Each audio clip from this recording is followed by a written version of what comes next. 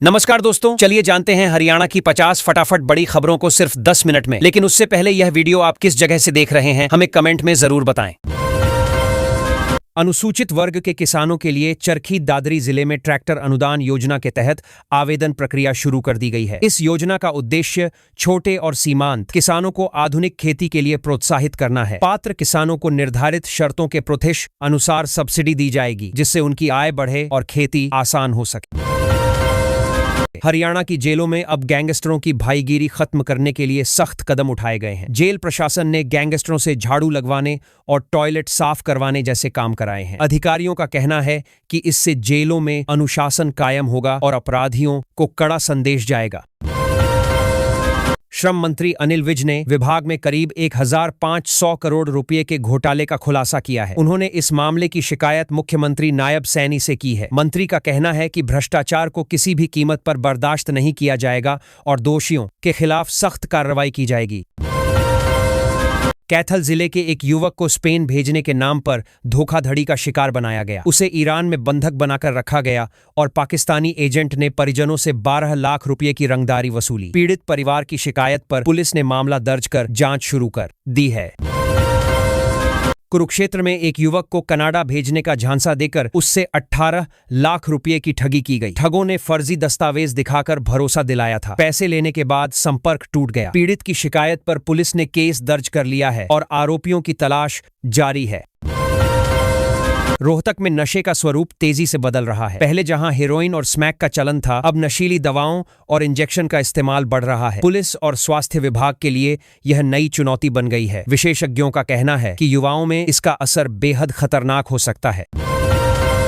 रोहतक में एक बेहद संवेदनशील घटना सामने आई है, जहां थैले में एक नवजात शिशु का शव मिला। लोगों ने देखा कि एक कुत्ता शव को मुंह में दबाकर भाग रहा था। सूचना मिलने पर पुलिस मौके पर पहुंची और शव को कब्जे में लेकर जांच शुरू की। घटना से इलाके में सनसनी फैल गई।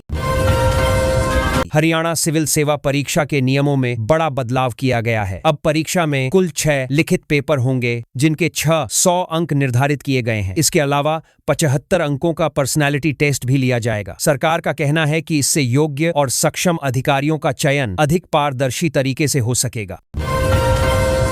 हरियाणा में घने कोहरे का कहर लगातार जारी है। कई जिलों में सुबह के समय विजिबिलिटी शून्य के करीब पहुंच गई, जिससे सड़क और रेल यातायात बुरी तरह प्रभावित हुआ। वाहन चालकों को भारी परेशानी का सामना करना पड़ा। प्रशासन ने लोगों से अपील की है कि बेहद जरूरी होने पर ही यात्रा करें। मौसम विभाग ने हरियाणा में 30 दिसंबर तक घने कोहरे और शीतलहर को लेकर चेतावनी जारी की है। ठंड में और बढ़ोतरी की संभावना जताई गई है। खासकर रात और सुबह के समय हालात ज्यादा खराब रह सकते हैं। बुजुर्गों और बच्चों को विशेष सावधानी बरतने की सलाह दी गई है। सोनीपत के बहालगढ़ इलाके में घने कोहरे के कारण दिल्ली सोनीपत रोड पर कई गाड़ियां आपस में टकरा गईं। हादसे में कई यात्री घायल हो गए, जिन्हें अस्पताल में भर्ती कराया गया। पुलिस के अनुसार कोहरा इतना घना था कि चालकों को सामने की गाड़ियां नजर नहीं आ रही थीं, जिससे यह दुर्घटना हुई। पानीपत जिले में घने कोहरे के चलते हुए अलग अलग सड़क हादसों में 6 लोगों की मौत हो गई। कई अन्य लोग गंभीर रूप से घायल हुए हैं। कोहरे के कारण हाईवे पर वाहनों की रफ्तार नियंत्रित नहीं हो पा रही है। प्रशासन ने चेतावनी जारी करते हुए सुरक्षित ड्राइविंग की अपील की है। यमुनानगर में घने कोहरे के दौरान हरियाणा रोडवेज की बस एक ट्रक से टकरा गई। इस हादसे में बस कंडक्टर समेत 4 लोग घायल हो गए। घायलों को नजदीकी अस्पताल में भर्ती कराया गया है। पुलिस का कहना है कि कोहरे के कारण सामने से आ रहे वाहन का अंदाजा नहीं लग पाया। हरियाणा की बेटियों ने 51वीं जूनियर कबड्डी चैंपियनशिप में शानदार प्रदर्शन करते हुए गोल्ड मेडल जीत लिया है। खिलाड़ियों की इस सफलता से पूरे राज्य में खुशी की लहर है। खेल प्रेमियों और सरकार ने टीम को बधाई दी है और कहा है कि यह जीत युवाओं के लिए प्रेरणादायक है। हिसार में 2 दोस्तों ने आपस में शादी न करने की कसम खाई थी। बाद में जब एक दोस्त ने शादी कर ली तो दूसरे ने इसे धोखा मानते हुए सल्फास खाकर आत्महत्या कर ली। इस घटना ने पूरे इलाके को झकझोर कर रख दिया है। पुलिस मामले की गहराई से जांच कर रही है। हिसार में स्कूटी पर सवार 2 चोरों ने एक पुलिसकर्मी के घर को निशाना बनाया। आरोपियों ने घर से जेवरात और नकदी चोरी कर ली। घटना के बाद पुलिस ने आसपास के सीसीटीवी फुटेज खंगालने शुरू कर दिए हैं। चोरी की इस वारदात से स्थानीय लोगों में चिंता बढ़े गई है। हरियाणा में राम मंदिर के लिए राम दरबार की प्रतिमा विशेष मिट्टी से तैयार की गई है। यह प्रतिमा गर्भगृह में स्थापित की जाएगी। कलाकारों ने इसे पूरी श्रद्धा और पारंपरिक विधि से बनाया है। राज्य में इसे लेकर खास उत्साह देखा जा रहा है और लोग इसे गौरव का विषय मान रहे हैं। पानीपत में पुलिस ने हत्या के एक मामले में बड़ा एक्शन लेते हुए 2 बदमाशों का एनकाउंटर किया। मुठभेड़ के दौरान दोनों बदमाशों के पैर में गोली लगी है। पुलिस के अनुसार आरोपी लंबे समय से फरार थे। उन्हें इलाज के लिए अस्पताल में भर्ती कराया गया है और पूछताछ जारी है। पंचकूला में महाराष्ट्र और पंजाब से आए एक गिरोह ने बुजुर्गों को निशाना बनाते हुए झपटमारी की वारदात को अंजाम दिया। पुलिस ने त्वरित कार्रवाई करते हुए 3 स्नैचरों को गिरफ्तार कर लिया है। आरोपियों के कब्जे से छीनी गई बालियां भी बरामद कर ली गई। करनाल के घरौंदा में आयोजित एक कार्यक्रम के दौरान विधानसभा स्पीकर हरविंद्र कल्याण ने गांवों में योगशालाओं के संचालन पर जोर दिया। उन्होंने कहा कि योग को गांव-गांव तक पहुंचाने से लोगों का स्वास्थ्य बेहतर होगा और युवा नशे से दूर रहेंगे। इस प्रस्ताव पर सकारात्मक चर्चा हुई। रोहतक में एक ढाबा संचालक की निर्ममता से हत्या कर दी गई। आरोपियों ने उसका गला रेतकर हत्या की और फरार हो गए। यह घटना हाल की बताई जा रही है, जिस पर पुलिस ने अपडेट जारी किया है। इलाके में दहशत का माहौल है और आरोपियों की तलाश तेज कर दी गई है। हरियाणा में नए साल से पहले मौसम में बदलाव के संकेत मिल रहे हैं। मौसम विभाग के अनुसार 30 दिसंबर के बाद राज्य के कुछ हिस्सों में हल्की बारिश हो सकती है। इससे ठंड और बढ़ने की संभावना है। किसानों और आम लोगों को मौसम को ध्यान में रखते हुए सावधानी बरतने की सलाह दी गई है। हरियाणा सरकार ने दीनदयाल लाडो लक्ष्मी योजना में बड़ा संशोधन किया है। अब पात्र परिवारों की बेटियों को दिसंबर 2025 से तिमाही आधार पर आर्थिक सहायता दी जाएगी। सरकार का कहना है कि इससे बेटियों की शिक्षा, पोषण और आत्मनिर्भरता को बढ़ावा मिलेगा। विभागीय स्तर पर नई गाइडलाइन जारी करने की प्रक्रिया भी शुरू हो चुकी है। वरीय स्तर पर नई गाइडलाइन जारी करने की प्रक्रिया भी शुरू हो चुकी है। हरियाणा के मुख्यमंत्री नायब सिंह सैनी ने आज से प्री बजट बैठकों की शुरुआत कर दी है। पहली बैठक में उद्योगपतियों और कारोबारी संगठनों से सुझाव लिए गए। सीएम ने कहा कि आगामी बजट में रोजगार, औद्योगिक निवेश और इंफ्रास्ट्रक्चर को प्राथमिकता दी जाएगी ताकि राज्य की अर्थव्यवस्था को मजबूती मिल सके। पानीपत गोरखपुर एक्सप्रेसवे परियोजना के लिए हरियाणा के 133 गांवों में जमीन अधिग्रहण की प्रक्रिया तेज कर दी गई है। प्रशासन ने सर्वे और मुआवजा निर्धारण का काम शुरू कर दिया है। अधिकारियों का कहना है कि इस एक्सप्रेसवे से एमएलई का कहा और मुआवजा के काम के गोरखपुर एक्सप्रेसवे से एमएलई का काम के साथ व्यापार, परिवहन और औद्योगिक विकास को बड़ा लाभ मिलेगा। हरियाणा के 5 जिलों में घने कोहरे को देखते हुए मौसम विभाग ने ऑरेंज अलर्ट जारी किया है। वहीं 10 जिलों में शीतलहर का असर बना हुआ है। प्रशासन ने लोगों से सतर्क रहने, अनावश्यक यात्रा से बचने और किसानों को फसल सुरक्षा के उपाय अपनाने की सलाह दी है। गुरुग्राम में एक प्रॉपर्टी डीलर द्वारा 200 करोड़ रुपए की ठगी का मामला सामने आया है। आरोप है कि सस्ते लग्जरी फ्लैट्स का झांसा देकर कई लोगों से निवेश कराया गया। पीड़ितों की शिकायत पर पुलिस ने जांच शुरू कर दी है और आरोपी की तलाश की जा रही है। हरियाणा में एक कश्मीरी वेंडर को भारत माता की जय न बोलने पर धमकाने का मामला चर्चा में है। घटना के बाद प्रशासन हरकत में आया और दोनों पक्षों से बातचीत की गई। पुलिस का कहना है कि मामले की निष्पक्ष जांच की जा रही है और कानून व्यवस्था बनाए रखी जाएगी। फरीदाबाद में भाजपा संगठन के भीतर उस समय खींचतान बढ़ गई जब एक लाइब्रेरी का उद्घाटन 2 बार कराया गया। स्थानीय नेताओं के बीच आरोप प्रत्यारोप शुरू हो गए हैं। पार्टी नेतृत्व ने मामले की रिपोर्ट मांगी है और संगठनात्मक संतुलन बनाए रखने की कोशिश की जा रही है। नूंह जिले में एक ज्वेलरी शॉप से करीब 1 करोड़ रुपए की चोरी की घटना सामने आई है। 6 बदमाशों ने सुनियोजित तरीके से वारदात को अंजाम दिया। पुलिस ने सीसीटीवी फुटेज खंगालने शुरू कर दिए हैं और आसपास के इलाकों में नाकेबंदी कर जांच तेज कर दी गई है। हरियाणा में भ्रष्टाचार निरोधक ब्यूरो ने अलग अलग मामलों में 2 सरकारी अधिकारियों को रिश्वत लेते रंगे हाथों पकड़ा है। एसीबी अधिकारियों के मुताबिक दोनों आरोपी लंबे समय से शिकायतों के घेरे में थे। आगे की कार्रवाई के लिए विभागीय जांच और कानूनी प्रक्रिया शुरू कर दी गई है। ओलंपिक चैंपियन नीरज चोपड़ा और हिमानी की शादी के बाद आयोजित वाईपी रिसेप्शन में कई नामी हस्तियां शामिल हुईं। प्रधानमंत्री नरेंद्र मोदी ने भी उन्हें आशीर्वाद दिया। खेल जगत और राजनीतिक क्षेत्र से जुड़े लोगों ने नवदंपति के उज्जवल भविष्य की कामना की। झज्जर के अंडर 19 क्रिकेटर कनिष्क की संघर्ष भरी सफलता की कहानी युवाओं को प्रेरित कर रही है। उन्होंने सीमित संसाधनों के बावजूद सिरसा में डेरे में रहकर अभ्यास किया। मेहनत और लगन के दम पर आज उन्होंने राज्य और देश स्तर पर अपनी पहचान बनाई है।